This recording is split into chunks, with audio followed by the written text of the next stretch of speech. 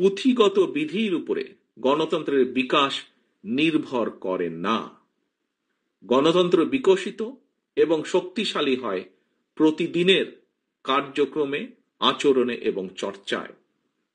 আমাদের মধ্যে অবশ্যই ভিন্ন মত, ভিন্ন পথ থাকবে, এটি গণতন্ত্রের সৌন্দর্য। তবে আমাদের উদ্দেশ্য এক এবং অভিন্ন। আমাদের সবার উদ্দেশ্য একটি উদার, গণতান্ত্রিক, বৈষম্যহীন, মানবিক বাংলাদেশ প্রতিষ্ঠা। ছাত্র জনতার গণ অভ্যুত্থানে মাফিয়া প্রধান দেশ ছেড়ে পালানোর পর মাফিয়া মুক্ত বাংলাদেশের সামনে গণতান্ত্রিক, বৈষম্যহীন, মানবিক বাংলাদেশ প্রতিষ্ঠার এক অপার সুযোগ সৃষ্টি হয়েছে।